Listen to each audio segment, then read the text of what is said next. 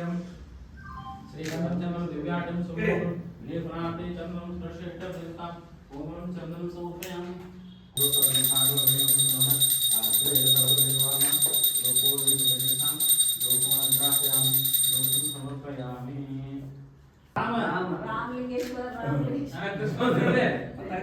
Krishna Parshuram Shiv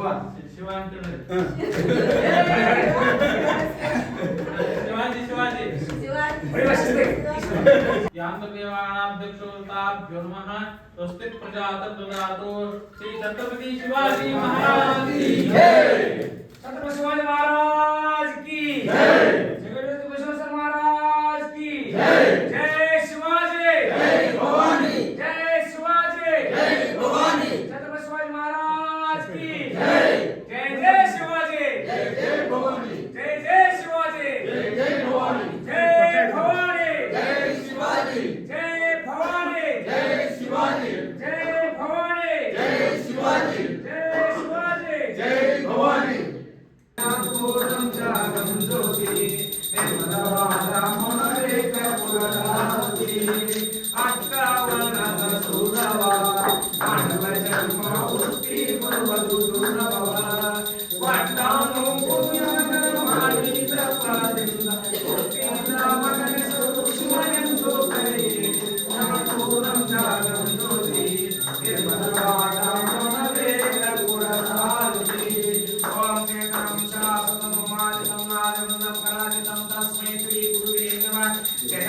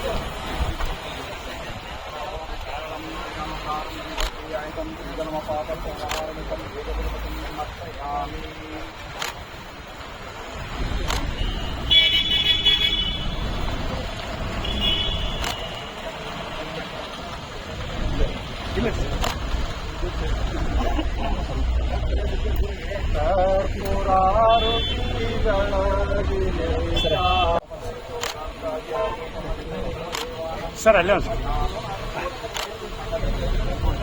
okay sir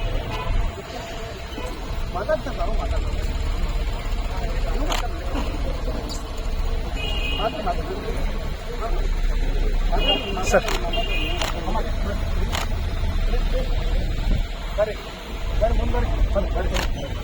ಬರ್ರಿ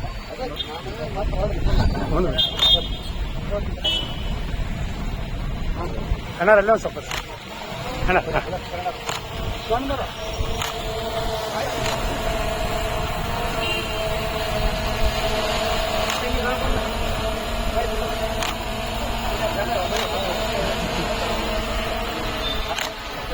जय शिवाजी जय भवानी छत्रपति शिवाजी महाराज की जय। जय शिवाजी जय भवानी जय शिवाजी जय भवानी जय भवानी जय शिवाजी जगज्योति बसवेश्वर महाराज की जय। शरणु जनके वरवरिष्ठनु परम पार्वती शरणु जनके वरवरिष्ठनु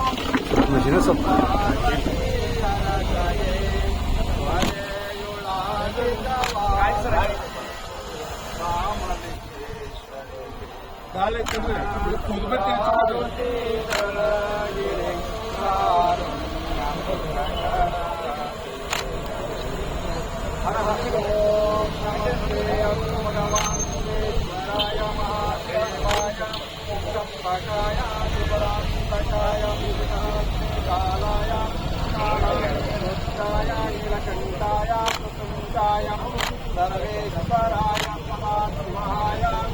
श्रीमन्महादेवाय नमः यस्यो नाम रूपाभ्यानादावे स्वमङ्गलम् श्रीरणं स्वां ततो जयमण्डलं जय नमः पार्वती छत्रपति शिवाजी महाराज की जय ज्योति बसवेश्वर महाराज की जय शिवाजी जय शिवाजी छत्रपति शिवाजी महाराज की छत्रपति शिवाजी महाराज की जय शिवाजी जय भवानी जय शिवाजी जगत ज्योति बसवेश्वर महाराज की जगत ज्योति बसवेश्वर महाराज की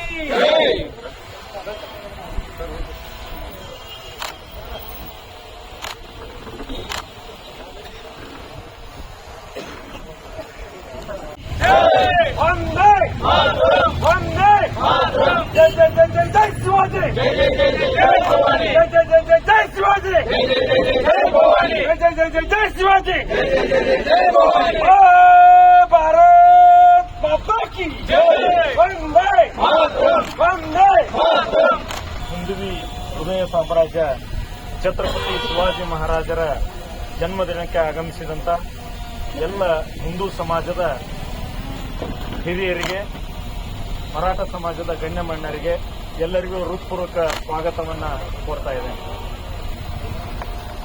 ಇವತ್ತಿನ ದಿನ ನಾವು ಹಿಂದೂ ಸಾಮ್ರಾಟ್ ಛತ್ರಪತಿ ಶಿವಾಜಿ ಮಹಾರಾಜ್ ಅವರ ಜನ್ಮದಿನವನ್ನು ಆಚರಿಸ್ತಾ ಇದ್ದೀವಿ.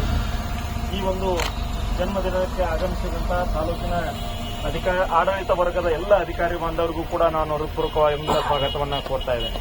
ಹಾಗೆ ಆಗಮಿಸಿದಂತ ಎಲ್ಲ ಮಾಧ್ಯಮ ಪ್ರತಿನಿಧಿಗಳಿಗೂ, ಹಿರಿಯರಿಗೂ ಮತ್ತೆ ಬಂದಂತ ಎಲ್ಲ ಮಾತೆಯರಿಗೂ ಕೂಡ ಹೃತ್ಪೂರ್ವಕ ಸ್ವಾಗತವನ್ನು ಕೋರ್ತಾ ಇವತ್ತಿನ ಜನ್ಮದಿನದ ಶುಭ ಸಂದರ್ಭದಲ್ಲಿ ಈ ಹಿರಿಯರಾದಂಥ ಶ್ರೀಯುತ ಅಶೋಕನ ವೈದ್ಯರು ಒಂದೆರಡು ಮಾತಾಡಬೇಕಾಗಿ ವಿನಂತಿಸಿಕೊಳ್ತಾರೆ.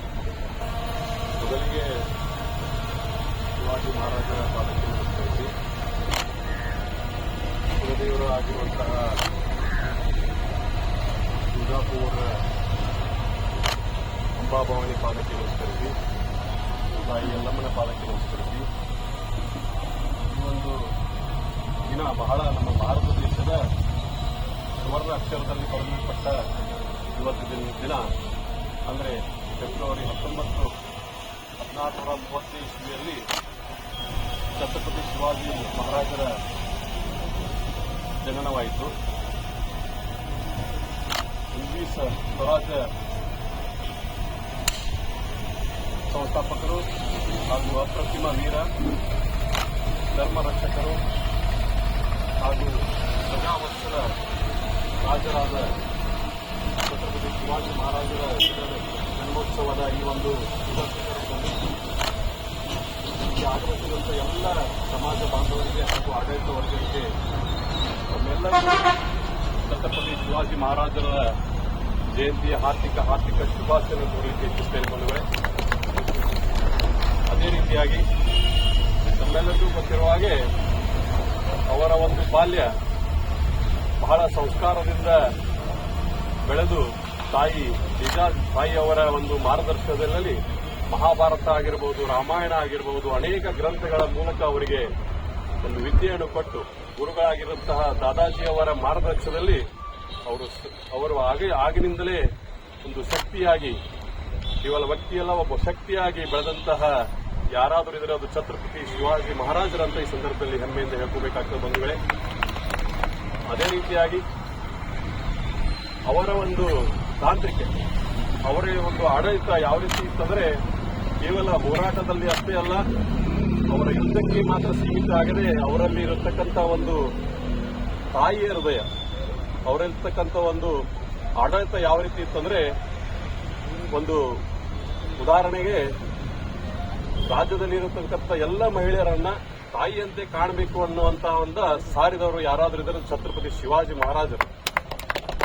ಹಾಗೆಯೇ ಒಂದು ಸಮುದ್ರ ದಂಡೆಯಲ್ಲಿ ಬರ್ತಕ್ಕಂತಹ ವಿರೋಧಿಗಳು, ಇವತ್ತು ಪೋರ್ಚುಗೀಸರಾಗಿರ್ಬೋದು, ಬ್ರಿಟಿಷರಾಗಿರ್ಬೋದು, ಅಲ್ಲಿ ಆಗಮಿಸಿದಂತ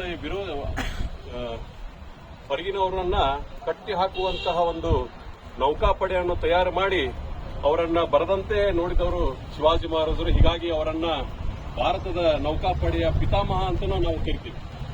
ಹಾಗೆಯೇ ಇವತ್ತು ದಿನ ಕೇವಲ ಅವರ ಜನ್ಮದಿನವನ್ನ ಒಂದು ಮೆರವಣಿಗೆ ಮೂಲಕ ಆಗಬಾರದು. ಅವರ ಆದರ್ಶವನ್ನ, ಅವರ ದೇಶ ಪ್ರೇಮವನ್ನ ನಾವೆಲ್ಲರೂ ಅಳವಡಿಸಿಕೊಂಡು ಈ ರಾಷ್ಟ್ರವನ್ನ ನಾವೆಲ್ಲರೂ ಕೂಡಿ ಕಟ್ಟೋಣ ಅಂತ ಈ ಸಂದರ್ಭದಲ್ಲಿ ಹೇಳುತ್ತಾ, ಇಡೀ ಭಾರತದ ಪ್ರತಿಯೊಬ್ಬ ಮನುಷ್ಯನಲ್ಲಿ ಎದೆಯಲ್ಲಿ ಶಿವಾಜಿಯವರು ಇರಬೇಕು ಹಾಗೂ ಪ್ರತಿ ಮನೆಯಲ್ಲೂ ಅವರ ಒಂದು ಸಂಸ್ಕಾರ ನಮ್ಮ ಒಳಗಡೆ ಇರಬೇಕು ಅಂತ ಈ ಸಂದರ್ಭದಲ್ಲಿ ಹೇಳುತ್ತಾ, ಈ ಒಂದು ಕಾರ್ಯಕ್ರಮಕ್ಕೆ ಬಹಳ ಅದ್ದೂರಿಯಾಗಿ ಎಲ್ಲರೂ ಸೇರಿ ಅವರ ಜನ್ಮ ದಿವಸವನ್ನು ಆಚರಣೆಯನ್ನು ಮಾಡಿದಿರಿ. ಆಡಳಿತ ವರ್ಗಕ್ಕೆ ಹಾಗೂ ಎಲ್ಲ ಸಮಾಜ ಬಾಂಧವರಿಗೆ ಈ ಸಂದರ್ಭದಲ್ಲಿ ನಾನು ಹೃತ್ಪೂರ್ವಕವಾಗಿ ಅಭಿನಂದನೆ ಸಲ್ಲಿಸಿ ಇಲ್ಲಿ ಕರೆಸಿ ಮಾತನಾಡುವ ಅವಕಾಶ ಕೊಟ್ಟಂತ ಎಲ್ಲರಿಗೂ ನನ್ನ ಅನಂತ ಕೋಟಿ ಕೋಟಿ ಧನ್ಯವಾದ ತಿಳಿಸಿ ನಾನು ಯಾರು ಮಾತನಾಡ್ತೇನೆ. ಜೈ ಭವಾನಿ, ಜೈ ಭವಾನಿ.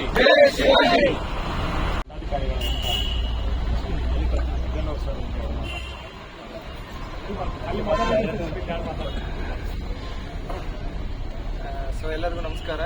ಇವತ್ತು ಛತ್ರಪತಿ ಶಿವಾಜಿ ಮಹಾರಾಜರು ಇಡೀ ಭಾರತಕ್ಕಂದ ಅಪ್ರತಿಮ ಹೋರಾಟಗಾರರು, ಸಾಹಸಗಾರರು. ಇವತ್ತು ನಮ್ಮ ಜನಾಂಗ ಎಲ್ಲ ನಾವೆಲ್ಲ ಇಷ್ಟು ಆರಾಮಾಗಿ ನಾವು ಜೀವನ ಮಾಡ್ತಾ ಇದ್ದೀವಿ ಅಂದ್ರೆ ಮೂಲ ಕಾರಣಕರ್ತರು ಶಿವಾಜಿ ಮಹಾರಾಜರು. ಅಂತ ಒಂದು ಅಪ್ರತಿಮ ಹೋರಾಟಗಾರ ಒಂದು ಜಯಂತ್ಯೋತ್ಸವವನ್ನು ಇವತ್ತು ಸಮಾಜದ ಎಲ್ಲ ಮುಖಂಡರು, ಅಶೋಕ್ ಸರ್ ಎಲ್ಲ ಒಂದು ಗಣ್ಯಮಾನ್ಯರ ಸಮ್ಮುಖದಲ್ಲಿ ಇವತ್ತು ಒಂದು ಪೂಜಾ ಕಾರ್ಯಕ್ರಮವನ್ನು ಮಾಡಿದೆವು. ಈಗಾಗಲೇ ಮಾತಾಡಿದರು, ಮಾತಾಡಿದರು, ನಮ್ಮ ಇವರು ಮಾತಾಡಿದ್ರು, ಮನ್ನೂರವ್ರು ಮಾತಾಡಿದ್ರು, ಆಮೇಲೆ ಅಶೋಕ್ ಸರ್ ಅವ್ರ ಬಗ್ಗೆ ಸಾಕಷ್ಟು ಅವ್ರ ಬಾಲ್ಯ ಜೀವನ, ಅವ್ರ ಜೀವನ ಹೋರಾಟದ ಬಗ್ಗೆ ಹೇಳಿದರು. ಮತ್ತು 2 ಅಂಶಗಳನ್ನು ಹೇಳಬೇಕಂದ್ರೆ, ಶಿವಾಜಿ ಮಹಾರಾಜರು ಇರಲಿಲ್ಲ ಅಂದ್ರೆ ಎಲ್ಲಿ ಹೋಗ್ತಿತ್ತೋ ಗೊತ್ತಿಲ್ಲ. ಬಟ್ ಒಂದಂದ್ರೆ ಈಗಾಗಲೇ ಕುಲಕರ್ಣಿ ಅವರು ಹೇಳಿದಂಗೆ ನಮ್ಮ ಹಿಂದೂ ಸಮಾಜ, ನಮ್ಮ ಸಂಸ್ಕೃತಿ, ನಮ್ಮ ದೇಶ ಅವನತಿಯತ್ತ ಹೋಗುವಾಗ ಅಥವಾ ಪೂರ್ತಿ ಕೆಟ್ಟು ಹೋಗುವಾಗ ಒಂದು ದೈವಿ ಸ್ವರೂಪದಾಗ ಯಾರಾದರೂ ಒಬ್ಬರು ಈ ಭೂಮಿಗೆ ಬಂದು ಇದನ್ನು ಕಾಪಾಡುವಂಥ ಒಂದು ಇದೈತೆ. ಅಂದ್ರೆ ನಮ್ಮ ಹಿಂದೂ ಧರ್ಮಕ್ಕಿರುವಂಥ ಒಂದು ಶಕ್ತಿನ ಅದ ಧರ್ಮ ತನ್ನ ತಾನ ಕಾಪಾಡ್ಕೊಂಡಿತ್ತು. ಯಾರೂ ಕಾಪಾಡುವಂಥ ಅವಶ್ಯಕತೆ ಇಲ್ಲ. ತನ್ನ ತಾನ ಕಾಪಾಡ್ಕೊಳಕ್ಕೆ ಒಬ್ಬರು ಮಹಾಪುರುಷರು ಜನನ ಆಗ್ತಾರೆ. ಅದಕ್ಕೆ ಶಿವಾಜಿ ಮಹಾರಾಜರು ಒಂದು ಬೆಸ್ಟ್ ಉದಾಹರಣೆ ಅಂತ ಹೇಳ್ಬೋದು. ಯಾಕಂದ್ರೆ ಆಗಿನ ಟೈಮ್ನಾಗ ಅವರು ಒಂದು ದೈವಿ ಅವತಾರನವರು ಅಂತ ಬ್ರಿಟಿಷರ ವಿರುದ್ಧ ಮತ್ತು ಮೊಘಲರು ದೊಡ್ಡ ಸಾಮ್ರಾಜ್ಯ ಇತ್ತು. ಅವರು ಮೊಘಲರದ್ದು ಒಂದು ಆಸೆ ಇತ್ತು, ಇಡೀ ಭಾರತವನ್ನು ಆಳಬೇಕು ಅನ್ನೋದು ಒಂದು ಆಸೆ ಇತ್ತು. ಅವರು ಕೊನೆಗೂ ಅವ್ರ ಆಸೆ ಇದಿರಲಿಲ್ಲ. ಯಾಕಂದ್ರೆ ಅವರು ದಕ್ಕನ್ ಪ್ರಾಂತ್ಯಕ್ಕೆ ಏನು ಬಂದ್ರಲ್ಲ, ಮಹಾರಾಷ್ಟ್ರ ಈ ಕಡೆ ಕರ್ನಾಟಕ ಭಾಗ ಏನು ದಕ್ಕನ್ ಪ್ರಾಂತಕ್ಕೆ ಬಂದರು, ಆ ದಕ್ಕನ್ ಪ್ರಾಂತದ ಕೋಟೆಗಳನ್ನು ಗೆಲ್ಲಬೇಕಂತ ಭಾಳ ಹೋರಾಟ ಮಾಡಿದರು. ಕೊನೆಗೂ ಅವ್ರು ಸಕ್ಸಸ್ ಆಗಲಿಲ್ಲ. ಕೊನೆಗೂ ಔರಂಗಜೇಬ್ ನೋಡ್ರಿ, ನೀವು ಎಷ್ಟು ಹೋರಾಟ ಮಾಡಿ ಎಷ್ಟು ಇದನ್ನು ಮಾಡಿದ್ರು ಸಹಿತ ಕೊನೆಗೆ ಔರಂಗಜೇಬನ ಸಮಾಧಿ ಎಲ್ಲಿತ್ತು ನಿಮಗೆಲ್ಲ ಗೊತ್ತಿರಬೇಕು. ಡೆಲ್ಲಿ ಒಳಗೆ ಅಳಿದ್ರು ಸಹಿತ ಔರಂಗಜೇಬನ ಸಮಾಧಿ ಇರೋದು ಮಹಾರಾಷ್ಟ್ರದಾಗ.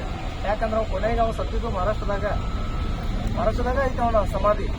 ಕೊನೆಗೆ ಅವ್ನು ಹೇಳಿದಂತ ಶಿವಾಜಿ ಅಂತ ಅಪ್ರತಿಮ ಹೋರಾಟಗಾರರು ಯಾರಿಲ್ಲ, ಅಂತ ಶಿವಾಜಿ ಅಂತ ಒಬ್ಬ ನಾನು ಸೈನ್ಯದಾಗ ಇದ್ದಿದ್ರೆ ನಾ ಇಡೀ ಭಾರತವನ್ನು, ಇಡೀ ನಮ್ಮ ಹಿಂದೂ ರಾಷ್ಟ್ರವನ್ನು ನಾನು ಇದನ್ನು ಮಾಡ್ತಿದ್ದೆ ಅನ್ನುವಂಥ ಒಂದು ಮಾತನ್ನು ಹೇಳಿದೆ. ಮತ್ತು ಈಗಾಗಲೇ ಹೇಳಿದಂಗೆ ತಾನಾಜಿ ಅವರು, ನೀವೆಲ್ಲ ಫಿಲಮ್ ನೋಡಿರ್ಬೇಕು, ತಾನಾಜಿ ಫಿಲಮ್, ಚಾವಾ ಫಿಲಮ್ ನೋಡ್ರಿ, ನಮ್ಮ ಮಕ್ಕಳಿಗೆಲ್ಲ ತೋರಿಸ್ಬೇಕು. ಹೌದಾ, ಶಿವಾಜಿ ಅವರ ಮಗ ಸಂಭಾಜಿ ಅವರು ಸಹಿತ ಶಿವಾಜಿ ಅಷ್ಟೇ ಅಪ್ರತಿಮ ಹೋರಾಟಗಾರರು. ಅಷ್ಟು ಅವ್ರ ಚಿತ್ರಹಿಂಸೆ ಕೊಟ್ಟರು ಸಹಿತ ಯಾವುದೇ ಕಾರಣಕ್ಕೂ ಅವರು ಸರೆಂಡರ್ ಆಗಲಿಲ್ಲ. ನಾವು ಒಂದು ಸ್ವಲ್ಪ ತ್ರಾಸ ಆದ್ರೆ ಸಾಕು ಕಾಲು ಹಿಡಿದ್ಬೋದು. ನಾವು ಯಾರ್ದಾರ ಏನಾರ ಆಗಲಿ ನಮ್ಮ ಮನೆತನೂ ಮಾರ್ತೀವಿ, ನಮ್ಮನ್ನು ಮಾರ್ಕೋತೀವಿ, ಎಲ್ಲ ಮಾರ್ಕೋತೀವಿ. ನಾವು ಅಂಥ ಒಂದು ಪರಿಸ್ಥಿತಿ ಒಳಗೆ ನಾವು ಬದುಕಾಕತ್ತೀವಿ. ಅವ್ರು ನೋಡ್ರಿ ದೇಶಕ್ಕಾಗಿ ಅವರು ಸರೆಂಡರ್ ಆಗ್ಬೋದಿತ್ತು. ಅವಾಗ ಅವರು ಒಂದು ಆಪ್ಷನ್ ಕೊಟ್ಟರು, ಅವರು ಯಾರು ಔರಂಗಜೇಬ್ ಅವರು, ನೀನು ನಮ್ಮ ಇದಕ್ಕೆ ಕನ್ವರ್ಟ್ ಆಗು ಅಥವಾ ನಾನು ಸೋತೇನಂತ ಒಪ್ಕೋ, ನೀನೆಲ್ಲ ನಾನು ಬಿಟ್ಟು ಬಿಡ್ತೇನೆ ಅಂತಂದ್ರು. ಒಪ್ಕೊಳ್ಳಿಲ್ಲ ಅವ್ರು. ಒಟ್ಟೆ ಯಾರೋ ಸಂಭಾಜಿ ಮಾರಾದ್ರು ಅವರಷ್ಟು ಕೊಟ್ಟರು ಸಹಿತ ಅದನ್ನು ಎದುರಿಸಿ, ಆದ್ರೆ ಅವ್ರು ಸತ್ತ ಮೇಲೂ ಸಹಿತ ಏನೋ ಎಷ್ಟೋ ಮಂದಿಗೆ ಪ್ರೇರಣೆ ಆಗ್ತದೆ. ಇವತ್ತು ನಾವು ಅವ್ರನ್ನ ಯಾಕೆ ನೆನೆಸ್ತೀವಿ ಅಂದ್ರೆ ಅವ್ರು ಮಾಡಿರುವಂಥ ತ್ಯಾಗ, ಹೋರಾಟ, ಅವ್ರ ಬಲಿದಾನ, ಅವ್ರ ದೇಶಕ್ಕಾಗಿ ಕೊಟ್ಟಿರುವಂಥ ಕೊಡುಗೆಗಳು, ಒಂದೊಂದು ಕೋಟೆಗಳನ್ನ ನೋಡ್ಬೇಕು ನಾವು. ಆ ಕೋಟೆಗಳನ್ನ ನಾವು ಅದನ್ನ ಮನುಷ್ಯರು ಕಟ್ಟ್ಯಾರ ಅನ್ನೋದು ನಂಬಕ್ಕೆ ಅಸಾಧ್ಯ. ಅದು ಯಾವಾಗ ಏನೂ ಟೆಕ್ನಾಲಜಿ ಇಲ್ಲ, ಕ್ರೇನ್ ಇಲ್ಲ, ಯಾವುದೂ ಮಷಿನರಿ ಇಲ್ಲ, ಬರೀ ಕಲ್ಲು ಮೇಲೆ ಅಂತ ದೊಡ್ಡ ದೊಡ್ಡ ಕೋಟೆಗಳನ್ನು ಕಟ್ಟಿದ್ರು. ಸೊ ತಾಯಿ ಅಂಬಾಭವಾನಿಯನ್ನ ಅವರು ಆರಾಧ್ಯ ದೇವರನ್ನಾಗಿ ಮಾಡ್ಕೊಂಡ್ರು. ಮತ್ತು ಇನ್ನೂ ಒಂದು ಇತಿಹಾಸದಲ್ಲಿ ಇನ್ನೂ ಒಂದು ಕತೆ ಬರ್ತದೆ, ಅದು ನಿಜನೂ ಇರ್ಬೋದು. ಸ್ವತಃ ಅಂಬಾಭವಾನಿನ ಶಿವಾಜಿ ಮಹಾರಾಜರಿಗೆ ಒಂದು ಖಡ್ಗವನ್ನು ನೀಡಿದ್ರು ಅಂತ ಇನ್ನುವಂಥ ಒಂದು ನಾವೆಲ್ಲ ನೋಡ್ತೀವಿ ಅದನ್ನು. ಯಾಕದ ನಮಗೆಲ್ಲ ಖಡ್ಗ ಕೊಡ್ಬೋದಿತ್ತಲ್ಲ, ನಮಗೆ ಅರ್ಹತೆ ಇಲ್ಲ ನಮಗೆ. ಯಾಕಂದ್ರೆ ನಮಗೆ ಆ ಗುಣಗಳು ಇರಂಗಿಲ್ಲ, ನಮ್ಮಲ್ಲಿ ಯೋಗ್ಯತೆ ಇರಂಗಿಲ್ಲ. ಸೊ ಅವ್ರಿಗೆ ಕೊಟ್ಟಿದ್ದಾರೆ ಅಂದ್ರೆ ಇಟ್ ಮೀನ್ಸ್ ಅವರೊಂದು ದೈವಿ ಪುರುಷರು, ಅವರೊಂದು ದೇಶಕ್ಕಾಗಿ ಹುಟ್ಟಿದವರು, ಸಮಾಜಕ್ಕಾಗಿ ಹುಟ್ಟಿದವರು ಅಂತ ಒಂದು ಶಿವಾಜಿ ಮಹಾರಾಜರಿಗೆ ಸ್ವತಃ ಅಂಬಾಭವಾನಿನ ದೇವರ ಅವತಾರ ಅವರು, ಪಾರ್ವತಿ ಅವತಾರ ಅವರು ಅವರಿಗೆ ಒಂದು ಖಡ್ಗವನ್ನು ಕೊಟ್ಟು ಅವರು ಈ ದೇಶವನ್ನು ರಚನೆ ಮಾಡಬಹುದು. ಇಂಥವರು ಜಯಂತ್ಯೋತ್ಸವದಲ್ಲಿ ಇದನ್ನು ಎಲ್ಲರೂ ಆಚರಣೆ ಮಾಡಬೇಕು. ಬರೀ ಮರಾಠರಷ್ಟೇ ಆಚರಣೆ ಮಾಡೋದು ಅಲ್ಲದು. ಶಿವಾಜಿ ಅವರು ಮರಾಠರಿಗಷ್ಟೇ ಸೀಮಿತ ಅಲ್ಲ, ಪ್ರತಿಯೊಬ್ಬರಿಗೂ ಸೀಮಿತ. ಅವರು ಪ್ರತಿಯೊಬ್ಬರು ನಾವು ಪ್ರತಿ ಮನೆಯಾಗೂ ನಾವು ಶಿವಾಜಿ ಅವ್ರ ಫೋಟೋ ಇಡಬೇಕು, ಅವ್ರೊಂದು ಪುಸ್ತಕ ಇಡಬೇಕು, ನಮ್ಮ ಮಕ್ಕಳಿಗೆ ನಾವು ಕಲಿಸ್ಬೇಕು ಅನ್ನೋಂಥ ಒಂದು ಮಾತನ್ನು ಹೇಳಿ ನಮಗೂ ಅವಕಾಶ ಕೊಟ್ಟರೆ ಸಮಾಜದ ಎಲ್ಲ ಮುಖಂಡರಿಗೆ ಎಲ್ಲರಿಗೂ ಮಕ್ಕಳಿಗೆ ಅವ್ರಿಗೆ ನಾನು ಮಾತು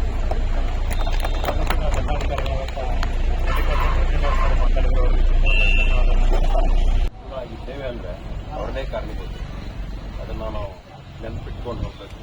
ಅವರ ಆದರ್ಶಗಳನ್ನು ನಮ್ಮ ಅಶ್ವತ್ಥಣ್ಣ ಅವ್ರು ಹೇಳ್ದಂಗೆ ನಾವು ರೂಢಿಗೊಳಿಸ್ಬೇಕಾಗಿ. ಅವರು ಕೆರಳಿಯುವಂಥ ಪಂಡಿತರು ಯಾವಾಗಲೂ ಒಂದು ಹೆಜ್ಜೆ ಹಿಂದಿದ್ರೆ 1000 ಹೆಜ್ಜೆ ಮುಂದಿರುವಂಥ ಒಂದು ಚಾಣಕ್ಯನ ಅವರಲ್ಲಿ ಇತ್ತು. ಹಾಗೆ ಭಾಳಷ್ಟು ಅದ್ರ ಬಗ್ಗೆ ನಾವು ಮಾತಾಡ್ತಾ ಹೋದ್ರೆ ಇಲ್ಲಿ ಭಾಳ ವೇಳೆ ಅಭಾವ ಐತಿ. ಮುಂದೆ ಸರ್ಕಾರಿ ಕಾರ್ಯಕ್ರಮ ಅದಾವ, ಅದಕ್ಕೆ ಅಧಿಕಾರಿಗಳೆಲ್ಲ ನಿಂತಾರೆ. ಅದಕ್ಕೆ ಮತ್ತೊಮ್ಮೆ ಸಂದರ್ಭ ಬಂದಾಗ ನಾವು ಮಾತಾಡ್ತೀವಿ. ಅದಕ್ಕೆ ನಾನು 2 ಮಾತಿದ್ದೀರ. ಈಗ ನಾವೆಲ್ಲರೂ ಡಾಕ್ಟರ್ ನರಸಿಂಹ ಕುಲಕರ್ಣಿ ಸರ್ ಅವರು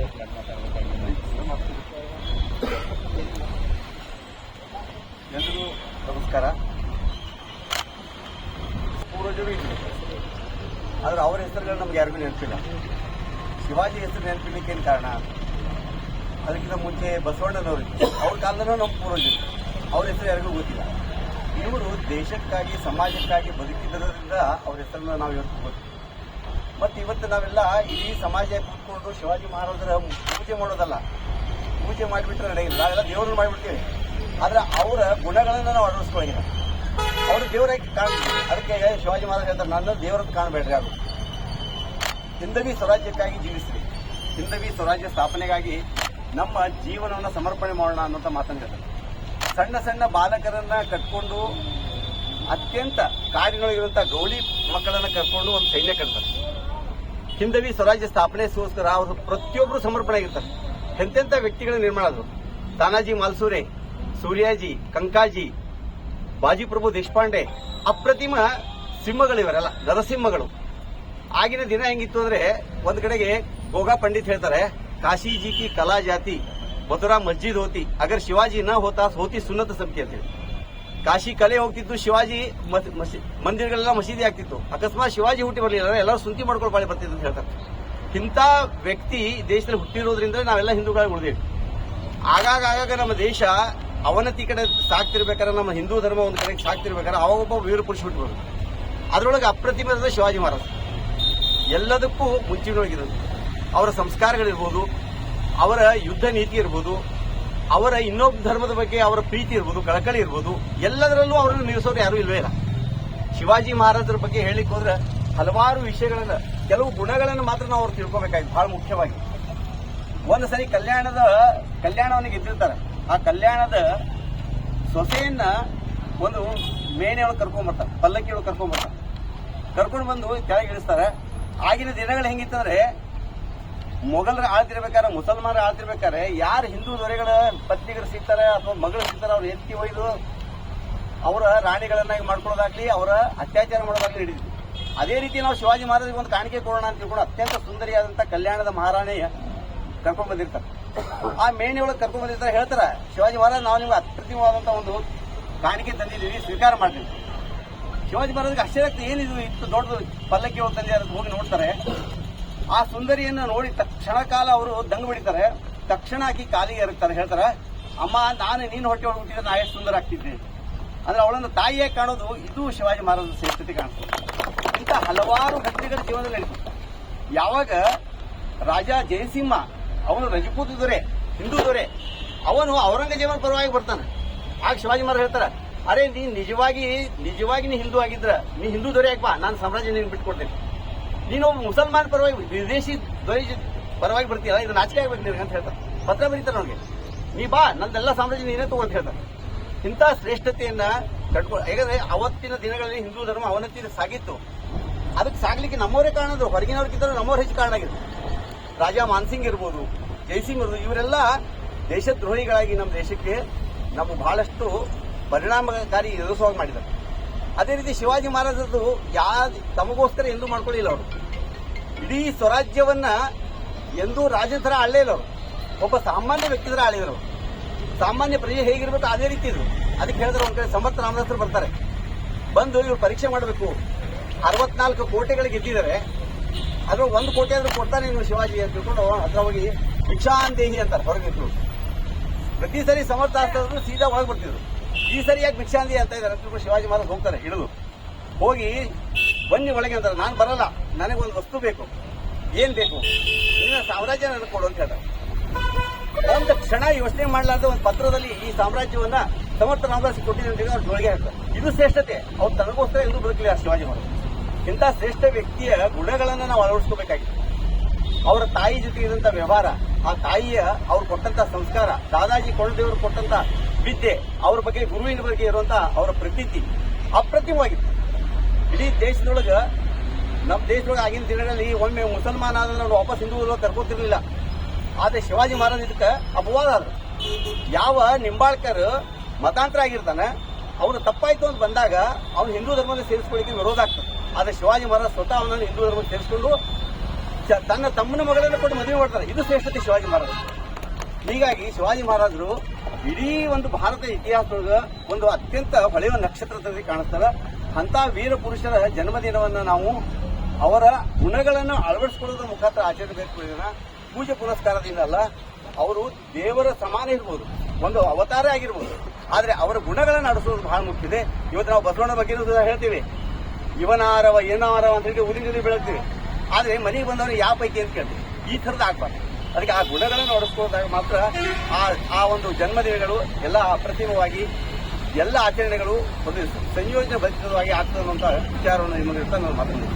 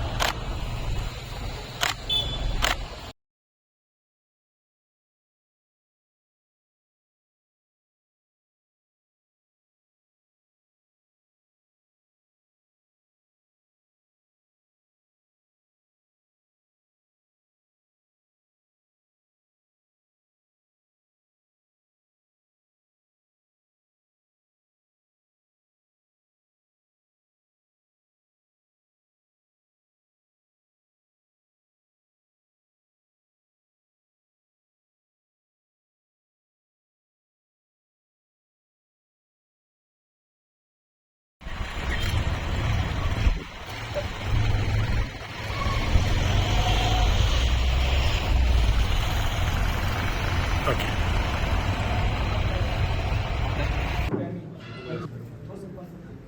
ಫಲಪುಷ್ಪಂ ಸಮರ್ಪಯಾಮಿ.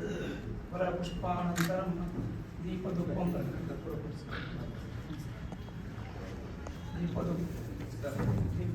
ದರ್ಶಯಾಮಿ. ಸರಿ ಸರ್, ಒಂದು ಸೆಕೆಂಡ್ ಮ್ಯಾನೇಜರ್, ಒಂದು ಸೆಕೆಂಡ್.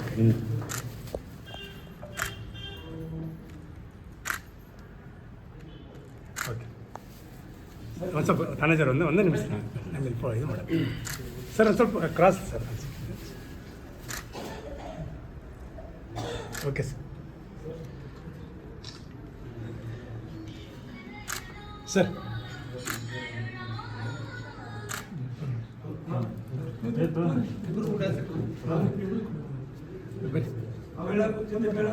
ನೋಡಲ್ಲಿ ಜ್ಯೋತಿ ಬಾಳನ್ನು ಬೆಳಗುವ ಬಂಗಾರ ಜ್ಯೋತಿ. ಗಿರಿಗಳ ಸಾಲುಗಳು ಹಂಬೆಯಾಗಿರಲು ಭಕ್ತಿಯ ತೈಲವನ್ನು ತುಂಬಿಕೊಂಡಿರಲು ಬೆಳಗುತ್ತಿದೆ ಬೆಳಗುತ್ತಿದೆ ನೋಡಲ್ಲಿ ಜ್ಯೋತಿ.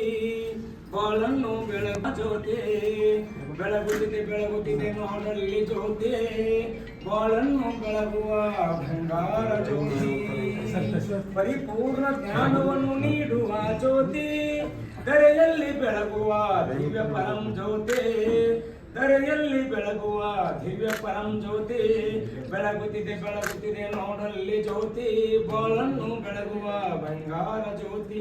ನಾನೆಂಬ ಅಹಂಕಾರವನ್ನು ಅಡಗಿಸುವ ಜ್ಯೋತಿ. ನಾನೆಂಬ ಅಹಂಕಾರವನ್ನು ಅಡಗಿಸುವ ಜ್ಯೋತಿ. ಧರೆಯಲ್ಲಿ ಬೆಳಗುವ ದಿವ್ಯ ಪರಂ ಜ್ಯೋತಿ. ಧರೆಯಲ್ಲಿ ಬೆಳಗುವ ದಿವ್ಯ ಪರಂ ಜ್ಯೋತಿ. ಬೆಳಗುತ್ತಿದೆ ಬೆಳಗುತ್ತಿದೆ ನೋಡಲ್ಲಿ ಜ್ಯೋತಿ. ಬಾಳನ್ನು ಬೆಳಗುವ ಬಂಗಾರ ಜ್ಯೋತಿ. ಪರಿಪೂರ್ಣ ಜ್ಞಾನವನ್ನು ನೀಡುವ ಜ್ಯೋತಿ. ಪರಿಪೂರ್ಣ ಜ್ಞಾನವನ್ನು ನೀಡುವ ಜ್ಯೋತಿ ಕರೆಯಲ್ಲಿ ಬೆಳಗುವ ದಿವ್ಯ ಪರಂ ಜ್ಯೋತಿ ಕರೆಯಲ್ಲಿ ಬೆಳಗುವ ದಿವ್ಯ ಪರಂ ಜ್ಯೋತಿ ಬೆಳಗುತ್ತಿದೆ ನೋಡಲ್ಲಿ ಜ್ಯೋತಿ ಬಾಳನ್ನು ಬೆಳಗುವ ಬಂಗಾರ ಜ್ಯೋತಿ ಬಾಳನ್ನು ಬೆಳಗುವ ಬಂಗಾರ ಜ್ಯೋತಿ. ಓಂ ಚೇತನಂ ಶಾಶ್ವತಂ ಉಮಾತಿತಂ ನಾದವೃಂದಂ ಕರಾಚಿತಂ ತಸ್ಮೈ ಶ್ರೀ ಗುರುವೇ ನಮಃ. ಜಯ ಜಯಪತಿ ಪಾರ್ವತಿಪತಿ ಹರ ಹರ ಹರ ಮಹಾದೇವ. ಶ್ರೀ ಗಜಾನನ महाराज की जय. श्री वीरभद्रेश्वर महाराज की जय. सकल साधु संत महाराज की जय. छत्रपति शिवाजी महाराज की जय. छत्रपति शिवाजी महाराज की जय. जय भवानी जय शिवाजी जय भवानी जय शिवाजी जय शिवाजी जय भवानी. जगज्योति महाराज की जय. जय शिवाजी जय भवानी जय भवानी जय शिवाजी. ಶಂಕರ್ ಇತ್ತ ನೋಡಿ ಮಂಜಾನತ್ತು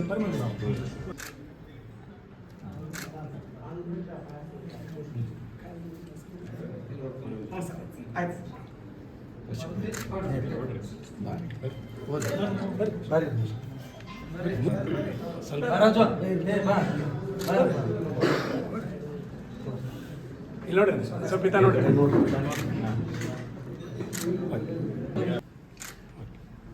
ಬರ್ರಿ ಮುಂದೆ ಬರ್ರಿ.